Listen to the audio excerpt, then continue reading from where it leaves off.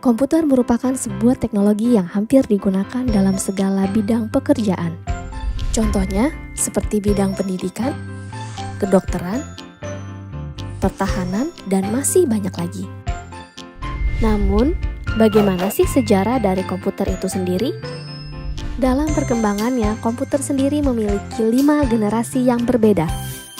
Dimulai pada tahun 1940, komputer bernama Z3 berhasil diciptakan oleh seorang ilmuwan Jerman bernama Konrad Zuse.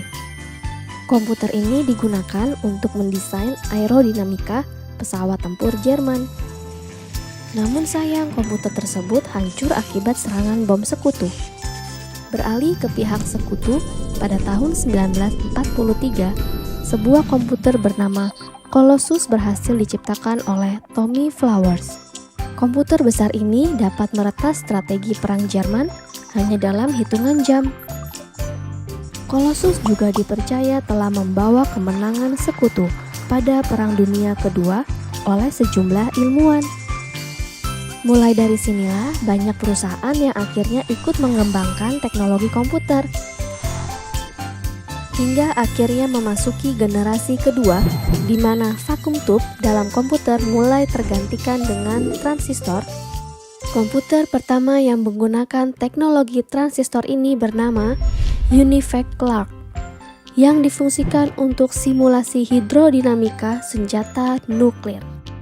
Namun seiring berjalannya waktu, peneliti menemukan kelemahan dari transistor yang dapat merusak komponen dalam komputer.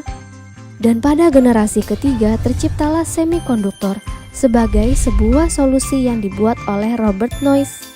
Komputer yang telah mengaplikasikan komponen ini disebut juga sebagai mini komputer, karena ukurannya yang jauh lebih kecil dibandingkan komputer generasi sebelumnya. Tidak berhenti di situ saja. Pada generasi keempat, ilmuwan terus mengembangkan komputer, hingga terciptalah sebuah komponen yang bernama Very Large Scale Integration atau VLSI, yang di dalamnya terdapat ratusan transistor. Komponen tersebut digunakan pada komputer sehingga membuat komputer lebih mudah diproduksi karena tidak melibatkan banyak komponen. Selain itu, harga komputer juga menjadi lebih terjangkau. Turunnya harga komputer yang drastis berhasil membuat penjualan komputer meningkat sangat pesat dari tahun ke tahun. Hingga akhirnya pada tahun 1983, majalah Time menobatkan komputer sebagai sebuah hal yang paling berpengaruh pada masa itu. Memasuki generasi kelima, perkembangan komputer masih terus berlanjut. Hebatnya lagi, sekarang para ilmuwan sedang mencoba mengembangkan komputer yang dapat memiliki pikiran layaknya manusia. Dan mungkin komputer-komputer dalam film fiksi pun bisa terrealisasi dalam kehidupan kita nantinya. Itulah sejarah dari perkembangan komputer. Semoga informasi tadi bermanfaat ya. Sampai jumpa.